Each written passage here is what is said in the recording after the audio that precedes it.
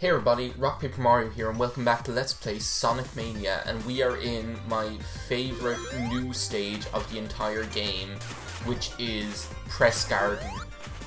Words cannot express how flummoxed I was when I actually saw this stage and when I started to see all of the little things about what this stage actually is. It is absolutely amazing, because this stage, as you'll be able to see, in Act 1 is just an enormous, it's an enormous printing press is what it is, and you have these amazing badlinks, like little pots of ink with never-ending spawning rabbits that also have like little bottoms that look like typewriter keys, and you have all of these newspapers going along in the background. You have like this real mechanical sort of look to everything.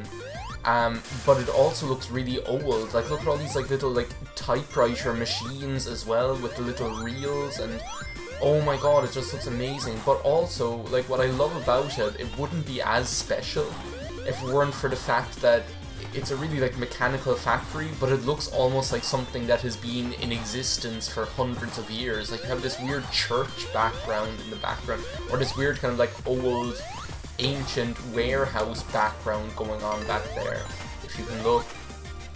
And like it's all kind of like slightly overgrown and everything like that, and it's like, I don't know, there's just something about it that's indescribably indescribable is the only word. It's just such a cool combination.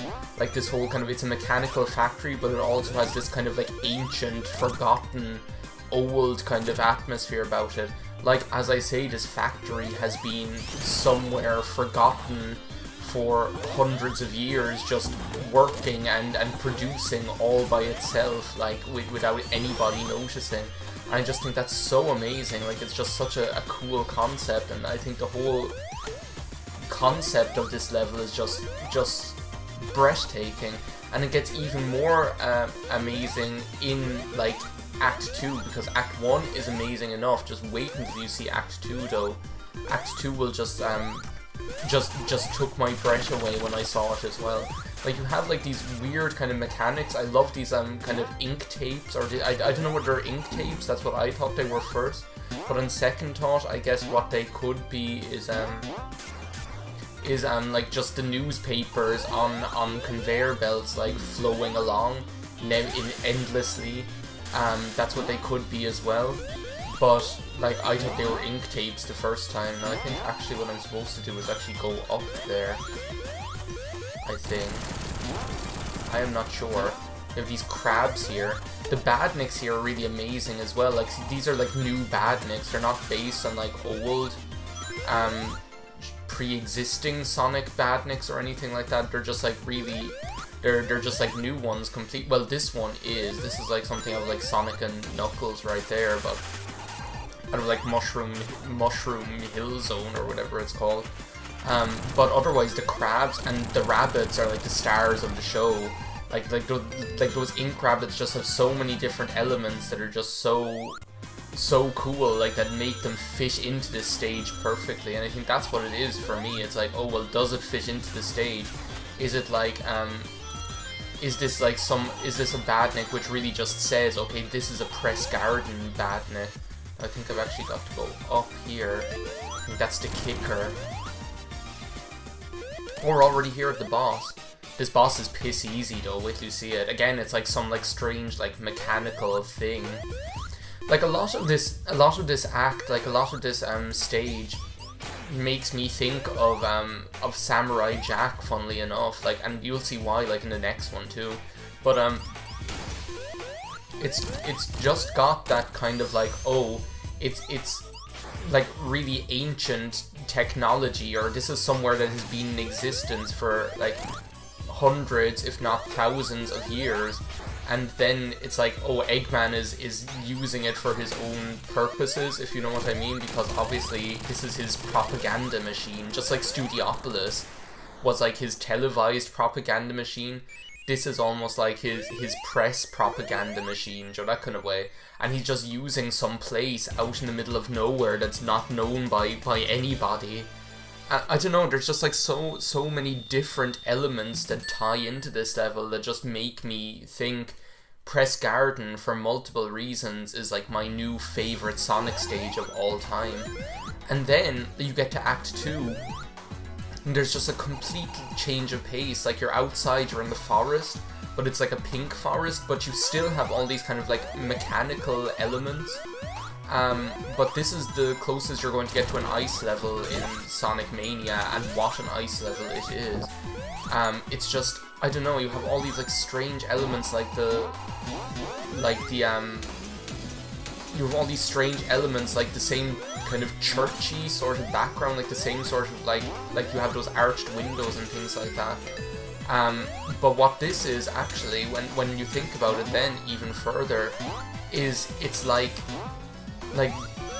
this is the forest that's providing the paper for Dr. Robotnik's for Dr. Robotnik's newspaper, like for his printing press. And that's what's so cool about it. It's like this fits in as well, but in a totally different way. It's like, oh yeah, well, you have the factory element, but you also have the fact that the factory is out in like the forest, like in the forest in the middle of nowhere, because that's where the trees are that are providing the paper for the press, for the printing press. I just think that's so cool. Like whoever sorry, I had to like cough there. Like whoever was involved in the design for this level, like whoever was the person who was in charge of like thinking up Press Garden, just deserves such props, is what it is. Like they really do. So I'm gonna have to like take a break here to have some coffee. Leave Sonic dangling up there.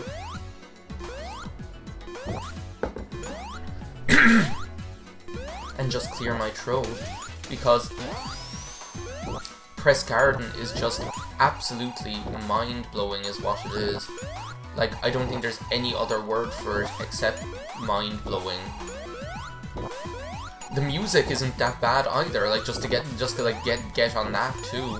Like the music isn't half bad either. Like it's not like the best music ever, but it's still pretty damn good.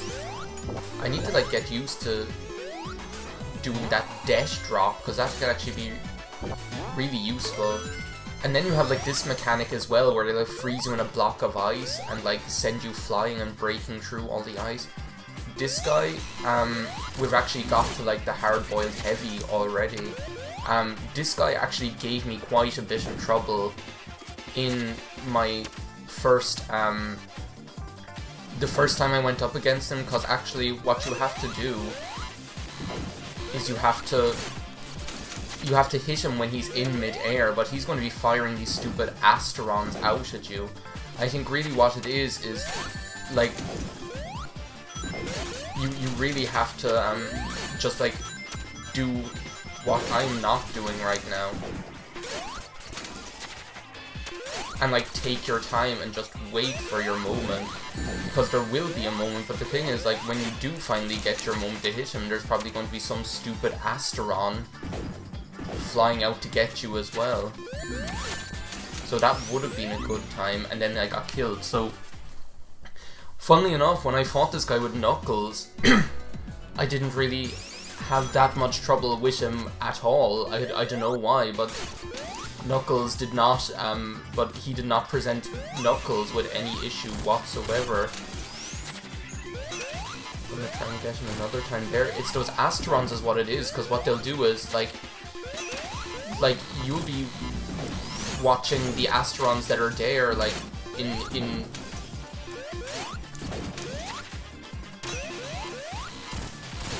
like, you'll be watching the Asterons that are there. See, I'm actually getting a good run on him. See, that's what it is. You just have to get a good rhythm and just keep an eye on all the different elements. But he's actually a tough customer, is what he is.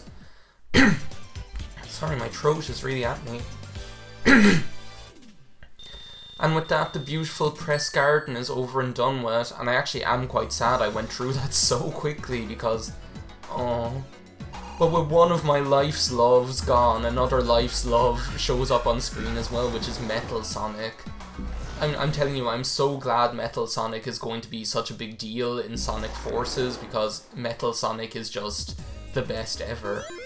Speaking of Metal Sonic, we have Stardust Speedway here, which is obviously a throwback from Sonic CD, and you even have like little speed boosters just like you had in Flying Battery. You have as well these things, and this is what I'm talking about, like them introducing elements from other stages. Like as far as I remember, those things weren't in Stardust Speedway in Sonic CD, but what they are in is Marble Hill Zone or Marble Garden Zone or whatever it's Marble Garden Zone in Sonic 3. So that's what I'm talking about. Like when I was saying, oh, what you'll notice is you'll have like classic stages, but then you'll have like classic stages, but then you'll have like other elements from different classic stages which just seem to like come out of nowhere. I don't even know what hit me there. I always find this stage kind of crowded, if you know what I mean. It has like there's lots of stuff going on. There's so many different bits of light and crap, like filling up the screen, and leaves and vine. Like, look, I didn't even see that Badnik there, and I killed it. That is very hard to know what actually is what on the screen. And sometimes you end up getting hit by Badniks and you didn't even see them there. And sometimes you end up killing a Badnik and you didn't even see it there either. Okay, well, I screwed that up. I don't know what I was supposed to do there. But yeah, Stardust Speedway. I must say it's like not my favorite stage, but I do like it, and I think I think like it being in this game has actually, funnily enough, given me a new appreciation for Stardust Speedway, just because of like by virtue of the fact that it just looks amazing. Like, I never really noticed the really cool Art Deco-y backgrounds that you have going on before. Like, I never really took any big notice of that, but that is something that is worth noting, that just you have this really cool kind of... It's almost this kind of like neo-noir Art Deco Gotham City thing going on in the background.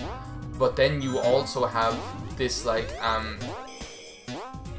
But you also have like the fact that it's like, again, overgrown, and like being taken over by the environment, which I suppose is like a huge...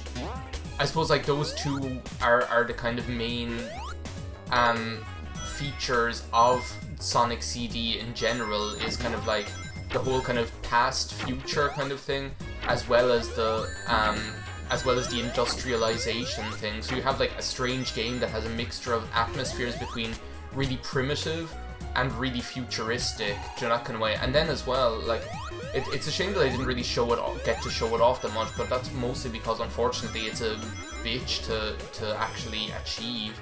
But actually in Sonic CD then as well, you have this really cool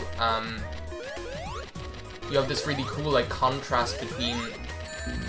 I'm pretty sure that gets me every single time I play this stage, this one little V. You have this cool contrast between like the good future stages and the bad future stages, like what they look like. And you know, it's just really like and like that shows up in the music as well. I mean, look at this background. I mean, it's just absolutely undeniably cool. Okay, this guy's pretty much pretty easy. All you have to do is like, he'll send out these guys. You can actually just kill them, and then the big kahuna will show up and you'll be able to kill him again. Or you'll be able to hit him. Now this is another example of a boss where if you want, you can just like pretty much massacre him by allowing yourself to get hit once, and then just tearing into him then over and over again. So yeah, that's that Firefly boss. And here we are, all of a sudden, in Stardust Speedway. Bad Future is what it is. and you just have to love that they put this in there from Sonic CD. It's just like it really is like Jurassic Park. It's like they spared no expense is what it is. And here we are, Stardust Speedway Zone 2, but I'm going to leave it off there because we're actually over 15 minutes, and I don't want these videos to be too long, so we're going to take on Stardust Speedway Bad Future in the next episode. So thanks for watching, Sonic's raring to go, see you next time, bye now.